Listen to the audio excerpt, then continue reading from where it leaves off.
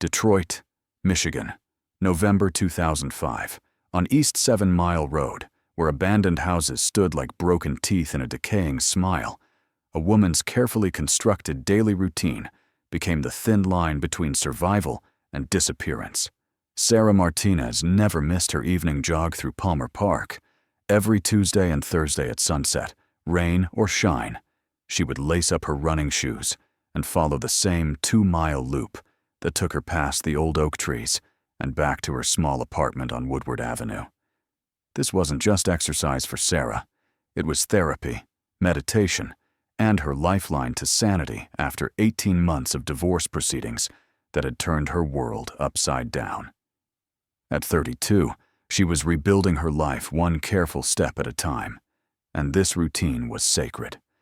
Her friends at the downtown insurance office where she worked as a claims adjuster would tease her about her punctuality.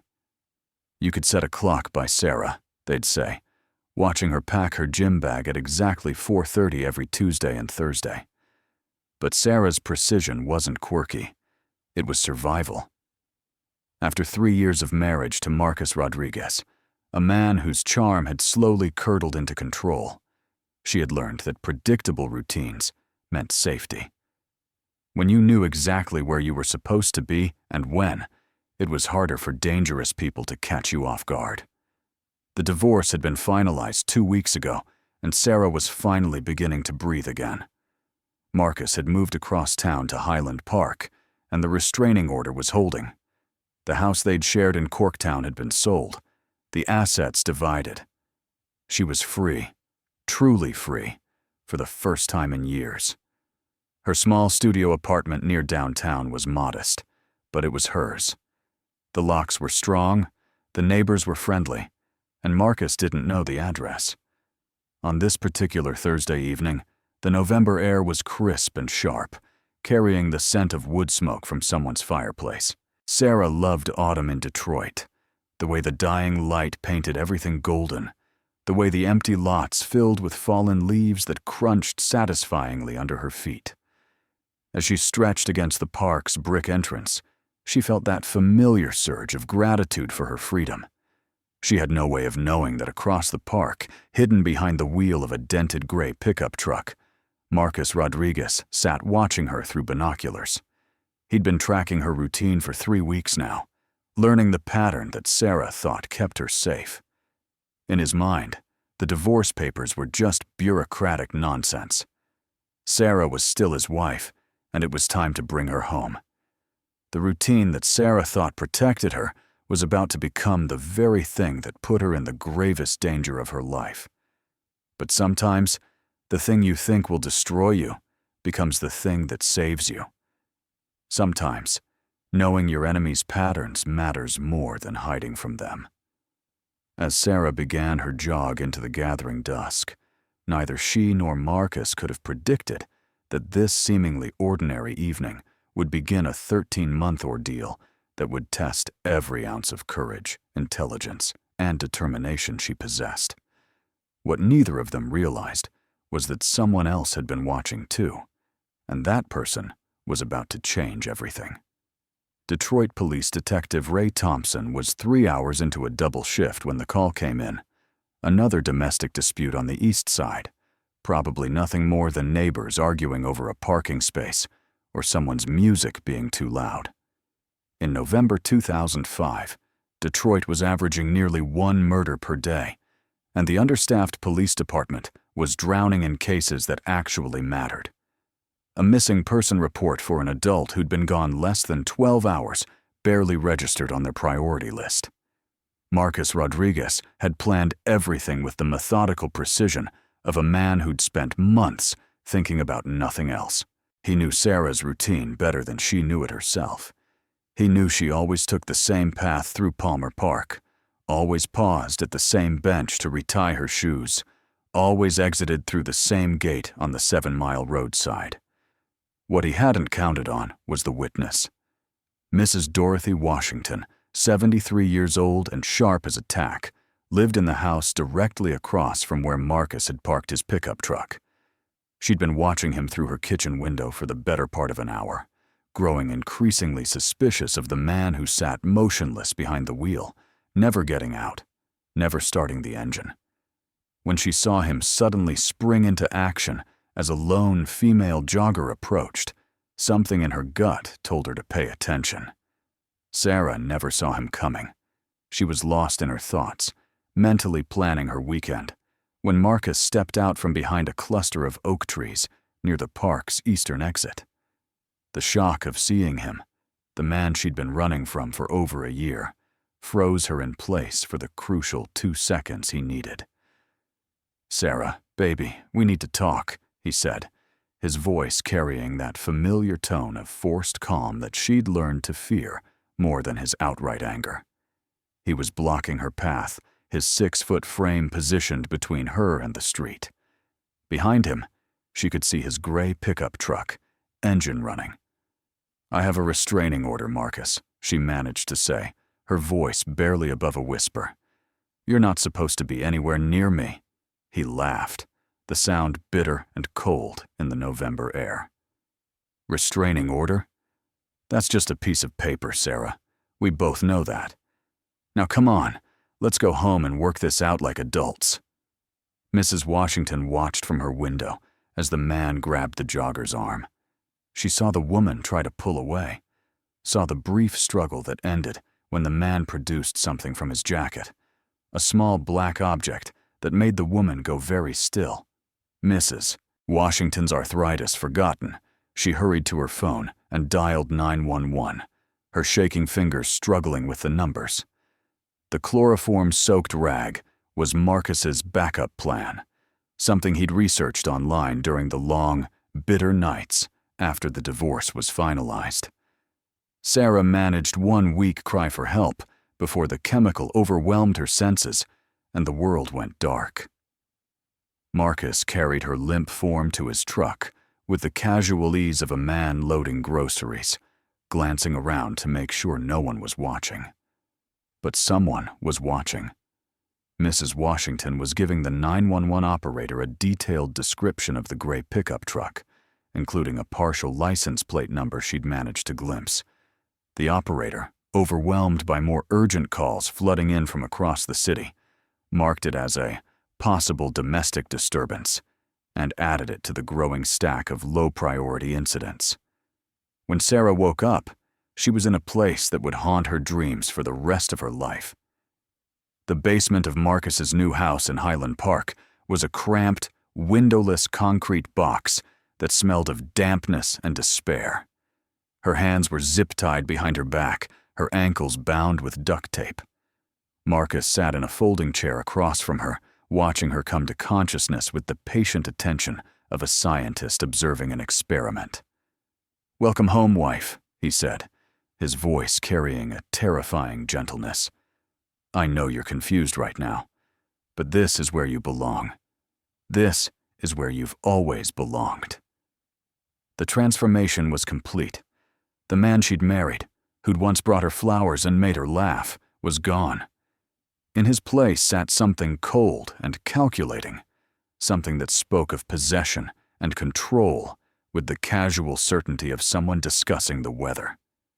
3 blocks away, Mrs. Washington was growing frustrated with the police dispatcher, who kept telling her that a unit would respond when available. What she'd witnessed wasn't just a domestic dispute. It was a kidnapping in broad daylight, and no one seemed to care enough to treat it as the emergency it was. Detective Ray Thompson finally arrived at Mrs. Washington's house at 11:30 that night, nearly 4 hours after her initial 911 call. He was tired, irritated, and dealing with his 3rd domestic disturbance call of the shift. Detroit's police department was chronically understaffed in 2005, and response times for non-priority calls often stretched into hours. A possible abduction that no one could confirm wasn't even on his radar as urgent. Mrs. Washington met him at her front door, her small frame vibrating with frustration. "Officer, I've been waiting all evening," she began, her voice sharp with indignation. "I saw a man grab that poor girl right there in the park. He forced her into his truck and drove away. This wasn't no argument. This was a kidnapping." Thompson pulled out his notepad with the weary resignation of a man who'd heard similar stories countless times before. Domestic disputes in Detroit often spilled into public spaces, and witnesses frequently misinterpreted what they saw. A woman getting into a vehicle with a man could be anything: an argument between lovers, a custody dispute, even a staged scene designed to get attention. "Can you describe exactly what you saw, ma'am?" he asked, his pen poised above the paper. Mrs. Washington launched into her account with the precision of someone who'd been rehearsing it for hours. The gray pickup truck, the license plate numbers she'd managed to catch, the woman's obvious distress, the man's aggressive behavior. Thompson dutifully wrote it all down, but his expression remained professionally skeptical. "Did you know either of these individuals?" he asked. "No, but that girl jogs through here regular, every Tuesday and Thursday, same time, same route. She's never missed a day in months. This wasn't normal, officer. Something was very wrong." Thompson closed his notepad. "Ma'am, without more concrete evidence, this could be anything.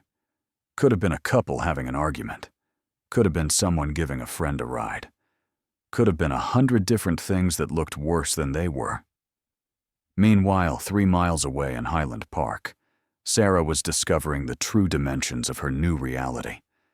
The basement Marcus had prepared for her was a monument to careful planning and casual cruelty. He'd installed a heavy steel door at the top of the stairs, complete with multiple deadbolts. The small windows had been boarded over from the outside. The concrete walls were thick enough to muffle any sound she might make. Marcus had thought of everything.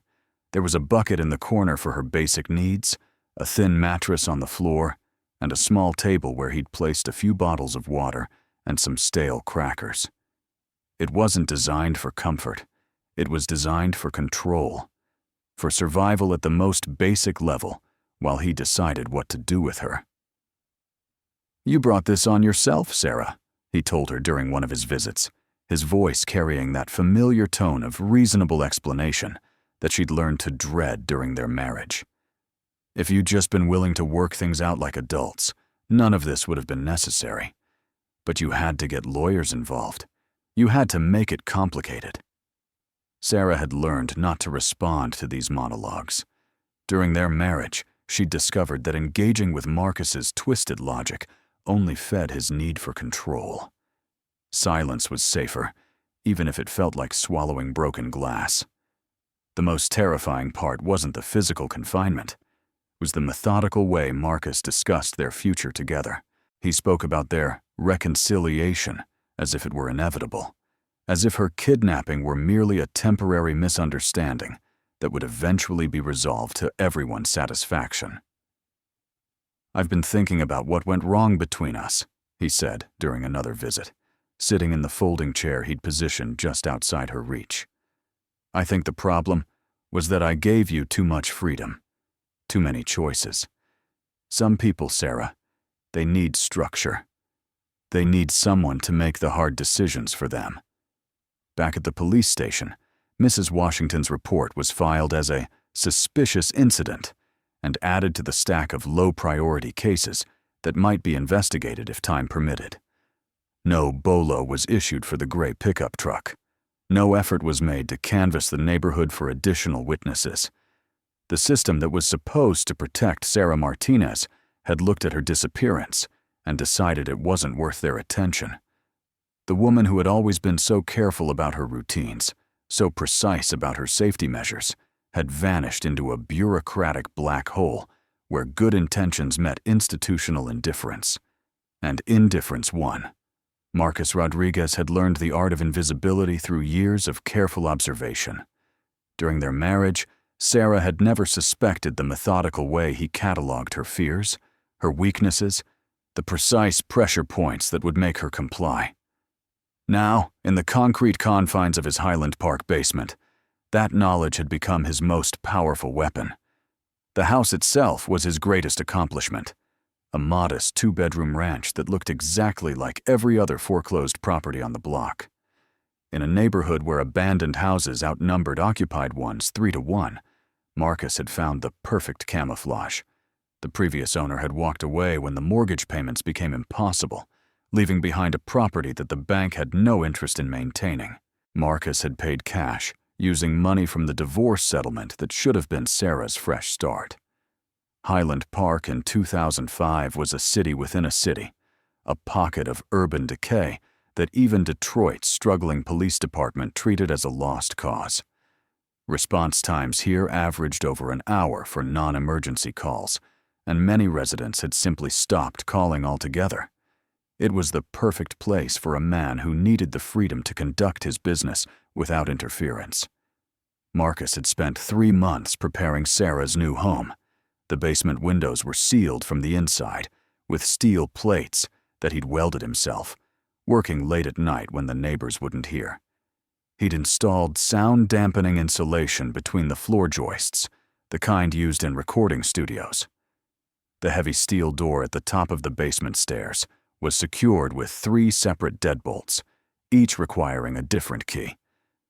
But the most insidious aspect of Sarah's prison wasn't the physical barriers. It was the psychological architecture that Marcus had constructed with the precision of a master manipulator. He visited her twice a day, always at unpredictable times, always with a different emotional temperature. Sometimes he was the concerned husband, bringing her favorite foods and speaking in gentle, loving tones about their future together. Other times he was cold and clinical, discussing her behavioral problems as if she were a psychiatric patient requiring treatment. "You're not thinking clearly right now," he would tell her during these clinical visits, his voice carrying the patient authority of a doctor explaining a diagnosis to a confused patient. The stress of the divorce, all that legal nonsense, it scrambled your brain, Sarah.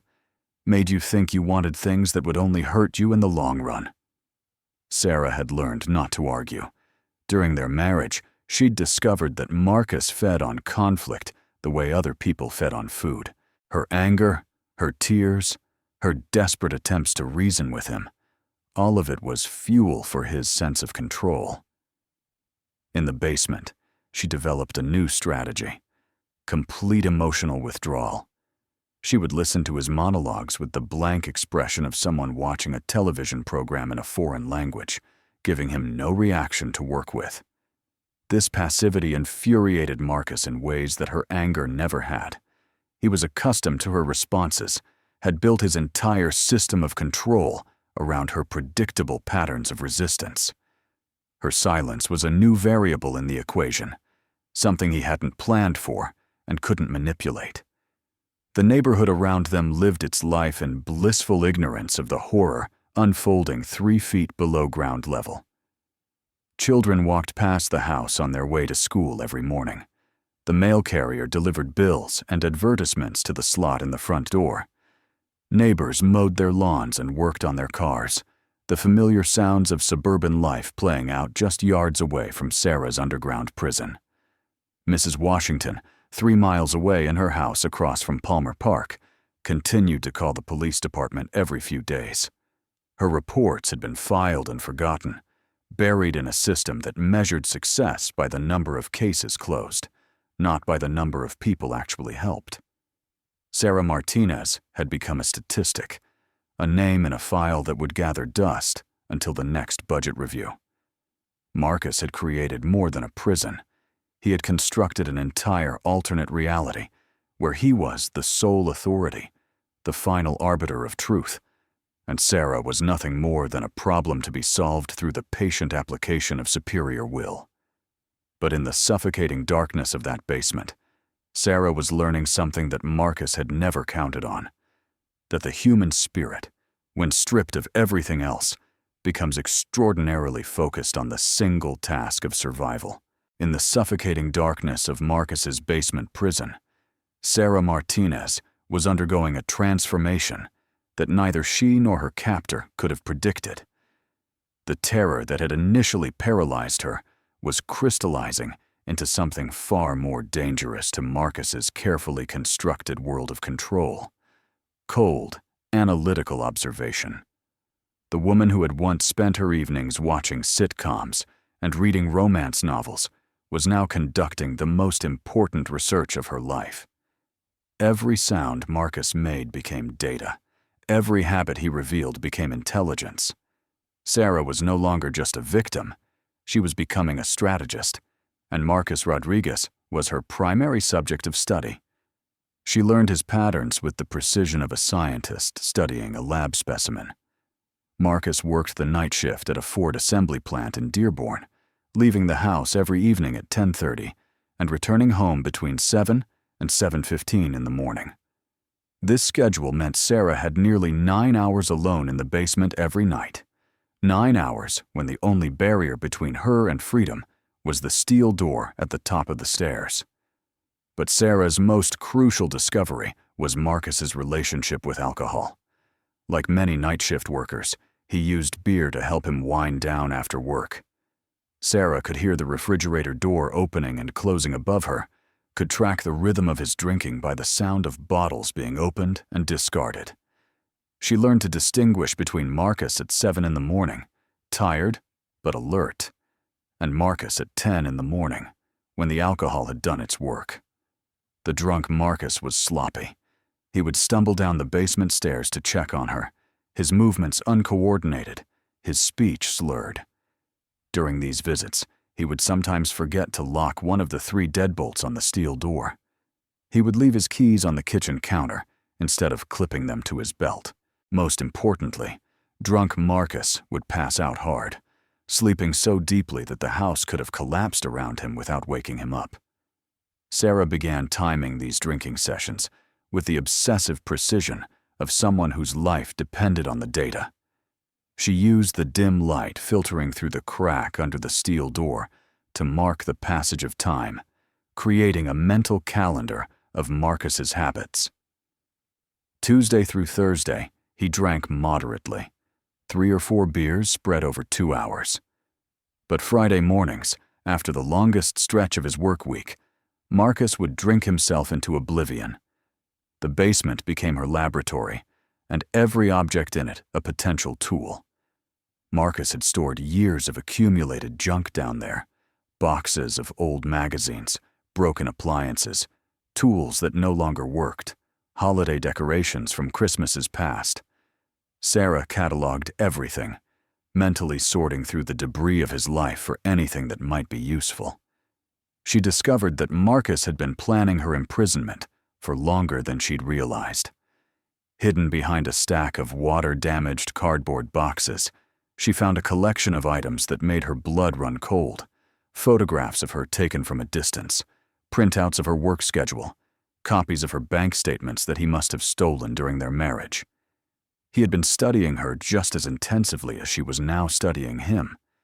But the most revealing discovery was a notebook Marcus kept, filled with his handwritten observations about her progress. He wrote about her eating habits, her sleep patterns, her responses to his various psychological experiments. The entries read like a grotesque parody of a medical journal, with Sarah as an unwilling test subject in his twisted research. Day 12, subject showing signs of increased compliance, reduced verbal resistance to instruction, physical aggression eliminated. Recommend continuing current approach. Day 18, subject appears to be adapting to controlled environment. Sleep patterns normalizing. May begin next phase of reconditioning soon. The clinical detachment of these entries was more terrifying than any outright threat could have been. Marcus wasn't just holding her prisoner. He was conducting an experiment, testing theories about control and submission that he had apparently been developing for months, possibly years. But Marcus had made a critical error in his research methodology. He had assumed that Sarah's compliance was evidence of his success, when in reality it was evidence of her strategic intelligence. While he was documenting what he thought was her psychological breakdown, Sarah was documenting his weaknesses, his patterns, his exploitable vulnerabilities. The woman who had once been afraid of her own shadow was learning to think like a predator. She was studying the monster in his natural habitat, and she was beginning to understand that even the most terrifying predators have weaknesses that can be exploited by someone patient enough, smart enough, and desperate enough to use them. Marcus thought he was breaking her spirit, but Sarah was actually learning the most dangerous lesson of all, that survival sometimes requires becoming something you never thought you could be. Sarah's breakthrough came during her 4th week in the basement, when Marcus made his first critical mistake. It was a Friday morning, and he'd been drinking heavily since returning from his shift at the Ford plant. Sarah could hear him stumbling around upstairs, the familiar rhythm of bottles clinking, and his increasingly slurred muttering to himself. She had learned to recognize the stages of his intoxication, like a meteorologist reading storm patterns. First came the angry drunk phase, when he would rant about their failed marriage and the lawyers who poisoned her mind. Then came the maudlin drunk phase, when he would reminisce about their early relationship with a selective memory that erased all his controlling behavior. Finally came the unconscious phase, when he would pass out wherever he happened to be sitting. This particular Friday, Marcus had reached the final phase faster than usual.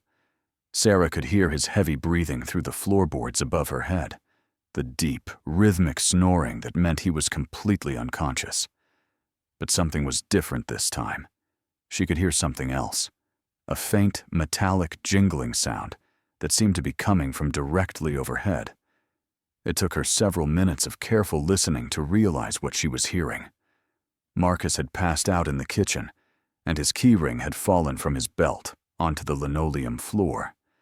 The keys were jingling softly every time he shifted in his sleep, and Sarah realized with a surge of adrenaline that they were lying just a few feet above her head, separated only by the basement's thin wooden ceiling. For the first time since her imprisonment began, Sarah allowed herself to think about the impossible. What if she could reach those keys? The basement ceiling was low, barely 7 feet high, and Sarah was 5'6". Standing on the folding chair Marcus used during his visits, she could almost touch the wooden planks above her head. The problem was that the ceiling was solid. There were no gaps, no loose boards, no obvious way to reach through to the floor above. But Sarah had been studying this basement for weeks now, cataloging every detail with the obsessive focus of someone whose life depended on noticing things others might miss. She knew that the house was old, probably built in the 1950s, and that old houses had quirks, weaknesses that newer construction didn't have. She began a systematic examination of the ceiling, running her hands along every board, pressing gently to test for loose sections. It was slow, methodical work that had to be done in complete silence. Marcus was unconscious now, but any unusual sound might wake him, and discovery would mean the end of any chance she might have. After what felt like hours, but was probably only 30 minutes, her fingers found it, a section of board near the back corner that felt different from the rest. It was slightly warped, bowed downward just enough that there was a tiny gap where it met the adjoining board. When she pressed on it, it flexed slightly, and she could feel cool air moving through the space. Sarah's heart began racing as she realized what she'd discovered. This wasn't just a loose board. It was a section of flooring that had been damaged by water at some point, probably from a leaky pipe. The wood had warped and shrunk, creating a gap just wide enough for something thin to pass through. She needed a tool, something long and thin enough to slip through the gap and potentially hook Marcus's keyring. Sarah surveyed the junk scattered around the basement with new eyes, looking for anything that might work. Her gaze settled on an old wire coat hanger that had been twisted and bent, probably used by Marcus for some long-forgotten repair project. Working carefully and quietly, Sarah straightened the coat hanger as much as possible, creating a long, thin wire with a small hook at one end. It wasn't much, but it might be enough. Standing on the chair again, she carefully inserted the wire through the gap in the ceiling boards, feeling blindly for the keys that she could hear jingling softly above her head. The first few attempts were failures. The wire wasn't long enough, or she couldn't guide it accurately, or the hook wasn't positioned correctly. But Sarah had learned patience during her weeks of captivity, and she kept trying, making tiny adjustments with each attempt. On her 7th try, she felt the hook catch something metallic. Her pulse hammered in her ears as she gently pulled, terrified that she might lose her grip or make too much noise. Slowly, carefully, she drew the wire back through the gap, and with it came Marcus's complete set of keys. Sarah stared at the keys in her trembling hands, hardly believing what she had accomplished. 3 keys on a simple metal ring, one for the house's front door, one for his truck, and one that looked different from the others, heavier and more complex. This had to be the master key for the 3 deadbolts on the steel door at the top of the basement stairs. For the first time in weeks, Sarah allowed herself to feel something she had almost forgotten existed: hope. She wasn't just a victim anymore. She was a prisoner of war who had just stolen the keys to her own cell. But now came the most dangerous part of all: figuring out how to use them without getting caught, and timing her escape for the one moment when Marcus's guard would be completely down. Sarah spent the next 2 weeks perfecting her escape plan with the methodical precision of a military strategist. The keys hidden in her shoe felt like they were burning a hole through her foot, but she couldn't risk keeping them anywhere Marcus might accidentally discover them during one of his unpredictable basement visits. She had learned to read Marcus's weekly rhythm like a musical score. Monday and Tuesday nights he worked overtime at the Ford plant, coming home exhausted but alert. Wednesday and Thursday were his regular shifts, followed by moderate drinking. But Friday mornings were her window of opportunity. That was when Marcus drank himself into the deepest stupor of the week, his body finally surrendering to the accumulated exhaustion of 5 straight nights of factory work. Sarah's plan was elegant in its simplicity, terrifying in its risks. She would wait until Marcus reached stage 3 of his Friday morning drinking ritual, complete unconsciousness. Then she would use the stolen keys to unlock the basement door, slip through the house while he slept, and escape through the front door. The nearest police station was only 6 blocks away on 8 Mile Road, an easy run for someone who had once jogged 2 miles every Tuesday and Thursday without breaking a sweat. But Sarah had learned during her captivity that even the best plans could be destroyed by a single unexpected variable. Marcus's drinking patterns were consistent, but not identical. Sometimes he passed out in the kitchen, sometimes in the living room armchair. Sometimes he would stumble upstairs to his bedroom. If he was blocking her path to the front door, or if he had taken his keys to bed with him, her plan would collapse before it even began. The night she decided to make her move was December 15th, 2005. Outside, Detroit was experiencing its first major snowstorm of the winter, and Sarah could hear the wind howling around the house's foundation. The storm was both a blessing and a curse. The noise would cover any sounds she might make, but the snow would also make it difficult to run the 6 blocks to safety. Marcus came home from his shift at 7:15 in the morning, right on schedule. Sarah could hear him moving around upstairs, opening the refrigerator, cracking open his first beer of the morning. She pressed her ear to the basement ceiling and began her vigil, tracking his progress through the familiar stages of intoxication with the focused attention of someone whose life depended on getting the timing exactly right. Stage 1 lasted 45 minutes. Marcus drank steadily, but remained coherent, occasionally muttering complaints about his supervisor or the weather. Sarah could hear him pacing around the kitchen, his heavy work boots creating a rhythmic percussion against the linoleum floor. Stage 2 began when the muttering became slurred and the pacing stopped. Sarah heard the distinctive creak of the old kitchen chair as Marcus settled into his usual drinking position at the small table by the window. This was the most dangerous phase of his routine, drunk enough to be unpredictable, but still conscious enough to hear unusual sounds. Sarah waited, her body coiled like a spring, every muscle tense with anticipation. She had practiced unlocking the basement door in her mind hundreds of times, visualizing each movement she would need to make. 3 deadbolts, each requiring a different amount of pressure, each making a slightly different sound when the tumblers turned. The transition to stage 3 was unmistakable. Marcus's irregular muttering gradually faded into silence, broken only by the occasional clink of bottle against table as his grip relaxed. Then came the sound Sarah had been waiting for, the heavy thud of his head hitting the table, followed by the deep rattling snores that meant he was completely unconscious. Sarah waited an additional 20 minutes, forcing herself to be patient, even though every instinct screamed at her to move immediately. This was the most crucial part of her plan, making sure Marcus was in deep enough sleep that normal household sounds wouldn't wake him. Finally, she retrieved the keys from their hiding place in her shoe and began the most terrifying walk of her life. Each step up the basement stairs felt like it took forever, each creak of the old wood threatening to destroy everything. The steel door loomed in front of her, 3 deadbolts standing between her and freedom. Sarah inserted the first key with hands that shook so violently she could barely control them. The lock turned with a soft click that sounded like thunder in the silence. The second lock was stiffer, requiring more pressure, but it finally gave way.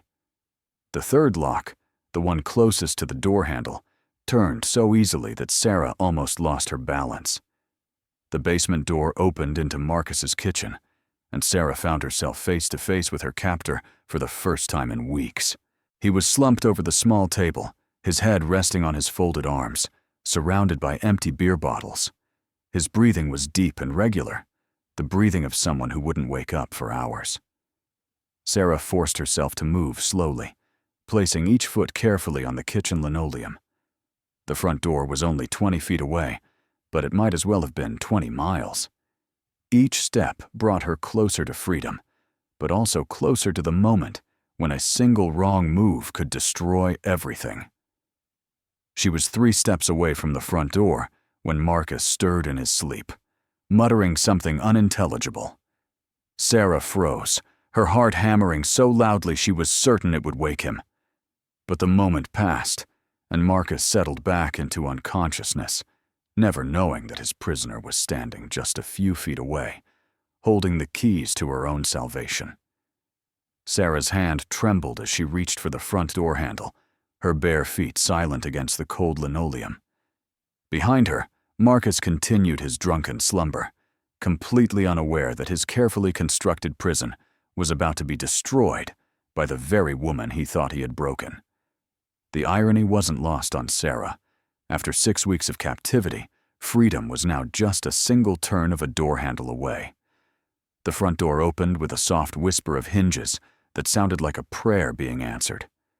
The December storm hit Sarah's face with the force of a physical blow, snow and wind cutting through the thin hospital gown that had become her uniform of captivity. The cold was shocking after weeks in the stale warmth of the basement, but it was also invigorating, the first truly clean air she had breathed since Marcus had dragged her from Palmer Park. Sarah stepped onto the small concrete porch and carefully closed the door behind her, wincing as the lock clicked into place. There was no going back now. If Marcus woke up and discovered her escape, she would have nowhere to hide, no basement door to slam between them. This was her one chance, and she had to make it count. The Highland Park neighborhood stretched out before her like a winter wasteland.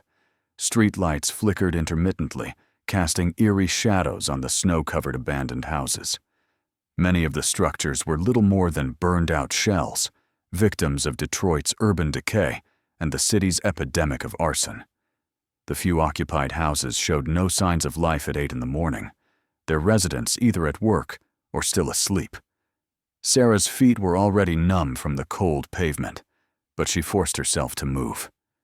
The police station on 8 Mile Road was 6 blocks north, a distance that had seemed manageable when she was planning her escape from the relative warmth of the basement. Now, facing the reality of running through a blizzard in nothing but a hospital gown, The journey felt impossible.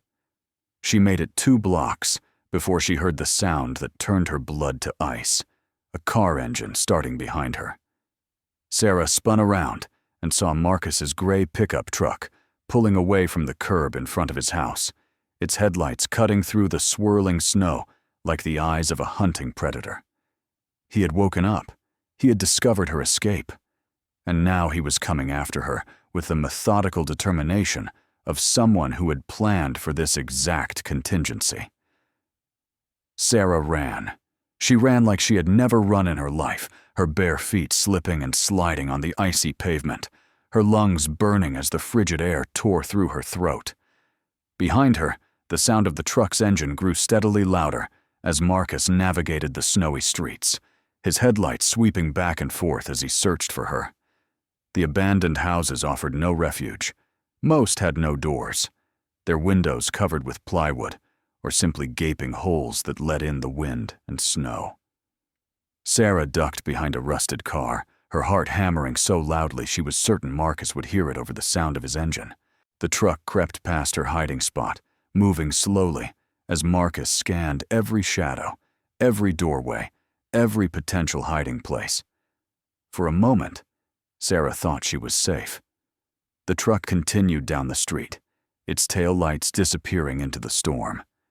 But then she heard the squeal of brakes, the slam of a car door, and Marcus's voice calling her name through the howling wind. "Sarah, Sarah, you need to come home now. This is dangerous. You'll freeze to death out here." His voice carried the same reasonable, concerned tone he had used during their marriage, when she had done something that displeased him. It was the voice of a man who genuinely believed he was acting in her best interest, even as he hunted her through a snowstorm like a wounded animal. Sarah pressed herself deeper into the shadow of the abandoned car, watching as Marcus walked slowly down the sidewalk, his flashlight beam dancing across the snow. He was methodical, professional, checking every possible hiding spot with the patience of someone who knew his quarry had nowhere else to go. But Sarah had learned something during her weeks of captivity that Marcus had never understood. Desperation could transform even the most frightened person into something dangerous. As he passed her hiding spot, Sarah made a decision that would have been impossible for the woman she had been 6 weeks ago. She was going to fight back. Sarah Martinez, the woman who had once been afraid of confrontation, was about to discover what she was truly capable of when survival was the only option left. Sarah crouched behind the rusted Oldsmobile, her breath forming clouds of vapor in the frigid December air. Through the gaps in the broken windows, she watched Marcus methodically search the abandoned lot, his flashlight beam cutting through the swirling snow like a sword. He was moving with the careful precision of someone who had done this before, someone who understood that desperation made people careless. But Sarah had learned something during her 6 weeks of captivity that Marcus had never suspected. She had been studying him just as intensively as he had been studying her. She knew his weaknesses, his patterns, his blind spots. And right now, in this Highland Park wasteland, where abandoned houses outnumbered occupied ones, she finally had the advantage. Marcus was drunk. Not falling down drunk, but impaired enough that his reflexes were slower, his judgment compromised. Sarah could see it in the way he moved, slightly off balance, overcompensating for the alcohol still in his system. He was also overconfident, so certain of his control over her that he hadn't considered the possibility that his victim might have spent weeks planning for exactly this moment. As Marcus passed her hiding spot, his back turned to her position, Sarah made her move. She had found her weapon among the debris scattered around the abandoned car, a rusted piece of rebar, about 2 feet long and heavy enough to do serious damage. During their marriage, the thought of violence had been alien to her. Now, with survival on the line, it felt as natural as breathing. Sarah rose from her crouch and swung the rebar with every ounce of strength in her body. The metal connected with the back of Marcus's skull with a sound like a melon dropping on concrete. He went down hard, his flashlight spinning away across the snow, casting wild shadows as it rolled. For a moment, Sarah stood over his motionless form, hardly believing what she had done. Marcus Rodriguez, the man who had terrorized her for years, who had kidnapped her and held her prisoner, was lying unconscious at her feet. Blood was seeping from the wound on his head, turning the white snow crimson. But Sarah's moment of triumph was short-lived. Highland Park in 2005 was a place where people minded their own business, where the sound of violence was just another part of the urban soundtrack. No one was coming to help her, and she was still 6 blocks from safety, barefoot in a blizzard, wearing nothing but a hospital gown. Sarah grabbed Marcus's car keys from his jacket pocket and his cell phone, a flip phone that seemed impossibly primitive, but would have to do. She considered taking his truck, but she hadn't driven in 6 weeks, and the streets were treacherous with ice and snow. Running was still her best option, but now she had a head start. As she prepared to leave, Marcus stirred in the snow, groaning softly. Sarah realized with a chill that went deeper than the December wind that her blow hadn't been as decisive as she'd hoped. He was still alive, still dangerous, and when he regained consciousness, he would be absolutely furious. Sarah looked down at the rebar in her hand, then at Marcus's vulnerable form. One more blow would finish it. One more strike would eliminate the threat permanently. The woman she had been 6 weeks ago would never have considered such a thing. But the woman she was now, the woman who had survived captivity through intelligence and determination, understood that some enemies could only be stopped permanently. Her hand tightened on the makeshift weapon. Marcus had shown her no mercy. He had stolen 6 weeks of her life, had planned to steal the rest of it. He deserved whatever happened to him in this abandoned lot, surrounded by the decay and neglect that Highland Park had become. But as she raised the rebar for the killing blow, Sarah heard something that stopped her cold. Sirens in the distance, growing louder. Someone had called the police, probably a neighbor who had heard the commotion or seen the flashlight beams dancing through the storm. Sarah dropped the rebar and ran, Marcus's keys clutched in her fist, leaving her unconscious captor bleeding in the snow. She had made her choice, not the choice of a killer, but the choice of a survivor who understood that sometimes the greatest victory was simply refusing to become the monster that had tried to destroy you. Behind her, Marcus Rodriguez lay motionless in the Highland Park snow, and for the first time in 6 weeks, Sarah Martinez was truly free. But freedom, she was about to discover, was just the beginning of her fight. Sarah Martinez stumbled through the Highland Park streets, her bare feet numb with cold. Marcus's cell phone clutched in her frozen fingers. The sirens were getting closer, their wailing cutting through the December storm like a promise of salvation. But Sarah had learned during her 6 weeks of captivity not to trust promises, especially from a system that had already failed her once. She ducked into the doorway of an abandoned house, her breath coming in ragged gasps that formed clouds of vapor in the frigid air. Through the swirling snow, she could see the flashing lights of police cruisers converging on the lot where she had left Marcus unconscious. 3 squad cars, their red and blue lights painting the white landscape in violent colors. Sarah's hands shook as she opened Marcus's flip phone and dialed 911.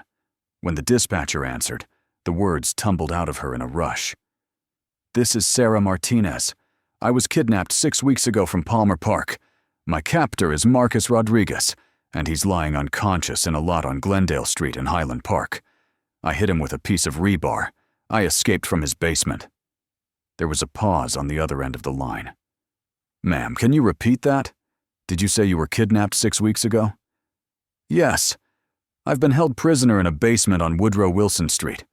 Marcus Rodriguez, he's my ex-husband. There should be a missing person report. Mrs. Dorothy Washington witnessed the kidnapping from Palmer Park." Another pause. Longer this time. Sarah could hear the dispatcher typing, searching through databases that should have contained her name, her case, some record of the crime that had stolen 6 weeks of her life. The silence stretched on, and Sarah's heart began to sink. "Ma'am, I'm not showing any active missing person reports for a Sarah Martinez. Are you sure about the time frame? Sometimes people lose track of... I know exactly how long I've been gone." Sarah's voice cracked with exhaustion and fury. "November 10th, 2005. I was jogging through Palmer Park when he grabbed me. Mrs. Washington called it in. Detective Ray Thompson took the report." The dispatcher's tone shifted, becoming more professional, more engaged. "Ma'am, I need you to stay on the line. Can you tell me your current location?" Sarah looked around at the desolate Highland Park landscape, trying to orient herself among the abandoned houses and empty lots. "I'm on Glendale Street, maybe 3 blocks from where the police cars are. I'm hiding in a doorway. I'm barefoot, wearing just a hospital gown. I need help." "Units are responding to your location now. Stay where you are and keep this line open." Through the storm, Sarah could see flashlight beams beginning to sweep in her direction, but these weren't the methodical, predatory sweeps of Marcus hunting for her. These were the rapid, professional patterns of officers conducting a search and rescue operation. For the first time in 6 weeks, people were looking for her not to hurt her, but to help her. When the officers found her, Sarah was barely conscious, her body finally surrendering to the cold and exhaustion now that safety was within reach. She was wrapped in thermal blankets and loaded into an ambulance, her frostbitten feet a small price to pay for her freedom. As the ambulance pulled away from Highland Park, Sarah caught a glimpse of Marcus being loaded into a second ambulance, his head bandaged, but his hands cuffed to the gurney. He was conscious, his eyes scanning the scene until they found hers through the ambulance window. Even with a head injury and facing arrest, his expression was one of cold calculation rather than defeat. The woman who had once been terrified of that look now stared back at him with steady, unflinching eyes. Sarah Martinez had learned something in that basement that Marcus would never understand.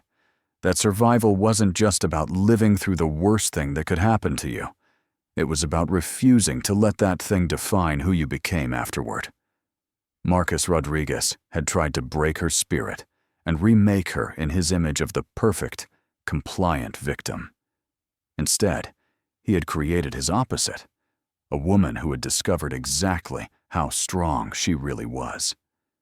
Detroit Receiving Hospital had seen every kind of trauma that an urban emergency room could witness, but the case of Sarah Martinez still managed to shock the medical staff who treated her. Dr. Patricia Williams, the emergency physician who examined Sarah, would later testify that in 20 years of practicing medicine in Detroit, she had never seen evidence of such prolonged, systematic psychological torture combined with such remarkable physical resilience.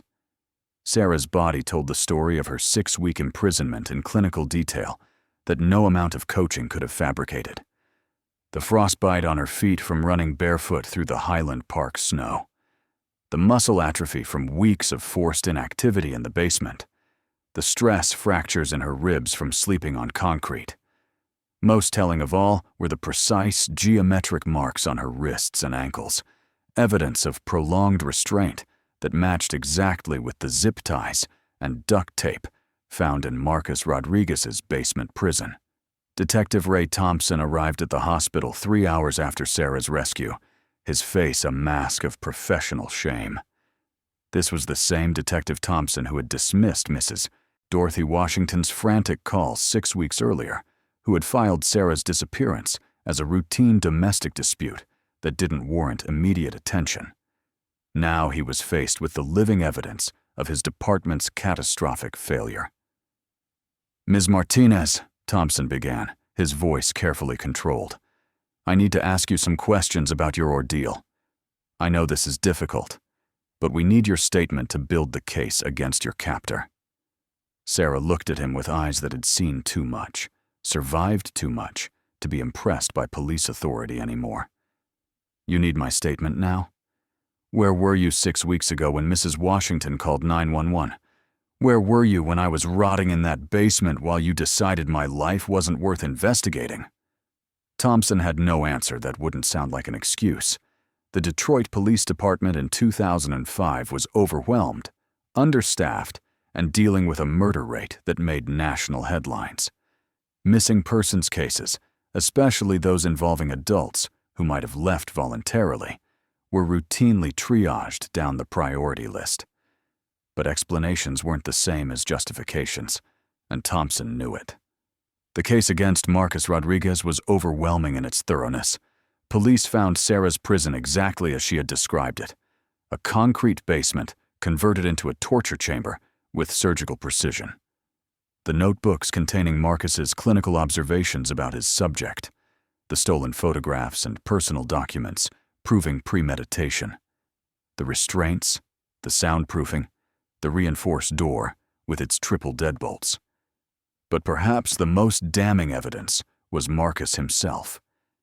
Even with a severe head injury from Sarah's desperate attack, he showed no remorse, no acknowledgement that he had done anything wrong.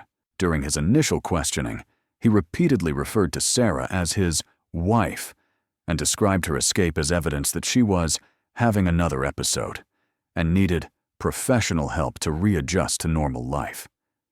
The psychiatric evaluation ordered by the court revealed a man so completely divorced from reality that he genuinely believed his actions had been therapeutic rather than criminal. Dr. Elizabeth Chen, the forensic psychiatrist who examined Marcus, concluded that he suffered from a rare form of delusional disorder that made him incapable of recognizing Sarah's autonomy as a separate human being. Mr. Rodriguez views Ms. Martinez as an extension of himself, Dr. Chen wrote in her report. In his mind, her resistance to his control is not evidence of her independence, but proof of a psychological disorder that requires correction. He is not capable of recognizing that his actions constitute imprisonment and torture because he genuinely believes he was providing care to someone who was mentally ill. The media attention was immediate and intense. Sarah's story had everything that local news directors craved: a photogenic victim, a monster hiding in plain sight, and a police department that had failed spectacularly. The Detroit Free Press ran a series of articles about missing persons cases that had been inadequately investigated. Channel 7 News did a week-long special report on domestic violence and the failures of law enforcement response. But Sarah herself remained largely silent during the media circus. She had learned during her captivity that survival sometimes required becoming invisible, and she applied that same strategy to the aftermath.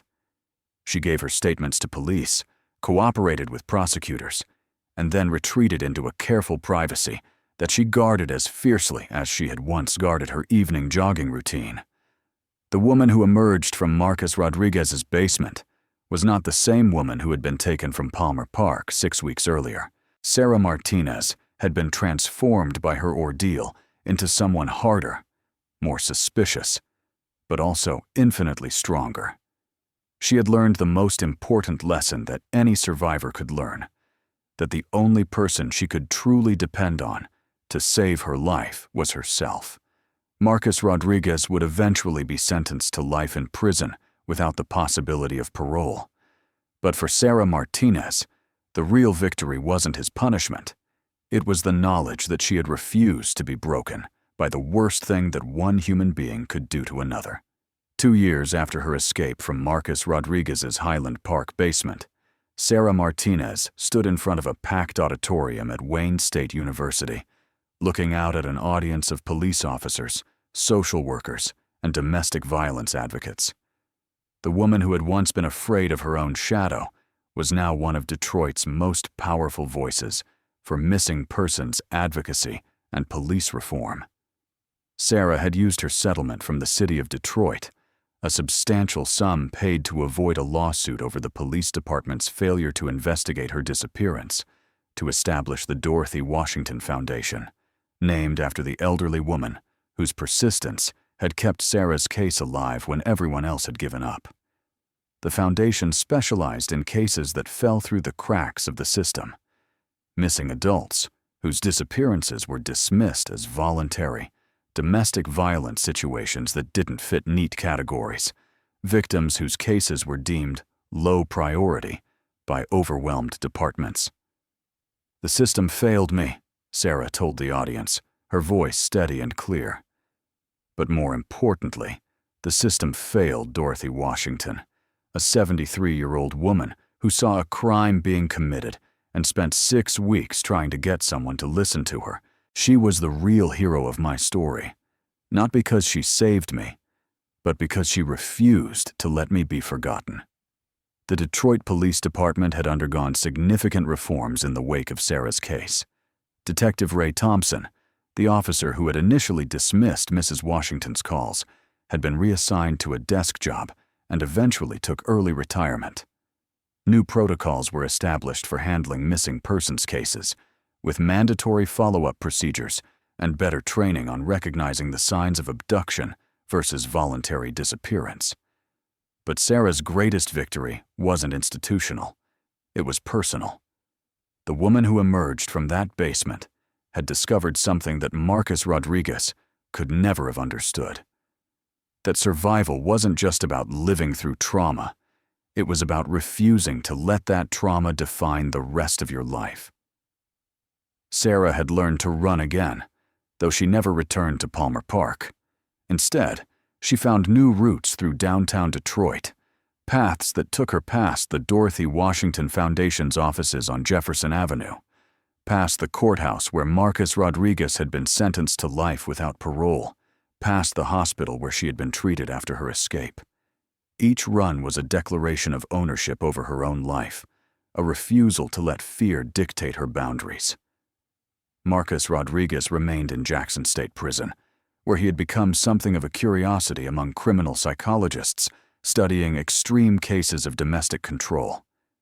He continued to maintain that his actions had been motivated by love and concern for Sarah's welfare, even as he served a sentence that guaranteed he would never see freedom again.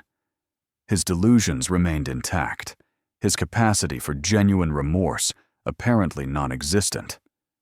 Mrs. Dorothy Washington, now 75, served on the Foundation's board of directors and had become something of a local celebrity. She appeared at community meetings and police training sessions, telling anyone who would listen that ordinary citizens had the power to save lives simply by refusing to mind their own business when someone was in danger. "People ask me if I'm angry that it took the police so long to listen," Mrs. Washington would tell audiences. "But I'm not angry anymore. I'm proud. I'm proud that I didn't give up on that girl. And I'm proud of what she's done with her second chance at life." The final image in Sarah Martinez's story wasn't of a victim who had been rescued. It was of a woman who had saved herself and then dedicated her life to ensuring that others wouldn't have to. She had taken the worst thing that could happen to a person and transformed it into a force for preventing similar horrors from happening to others. On quiet evenings in her downtown apartment, Sarah would sometimes think about the woman she had been before Marcus Rodriguez entered her life. That woman seemed like a stranger now, naive, trusting, unprepared for the darkness that some people carried inside them. Sarah didn't mourn that lost innocence. She had paid a terrible price for her education in human nature, but she had learned lessons that made her stronger, smarter, and infinitely more capable of protecting both herself and others. The basement that was supposed to be her tomb had instead become the place where Sarah Martinez discovered exactly who she really was. Not a victim, not a survivor, but a warrior whose greatest weapon was the refusal to be broken by the worst thing that one human being could do to another.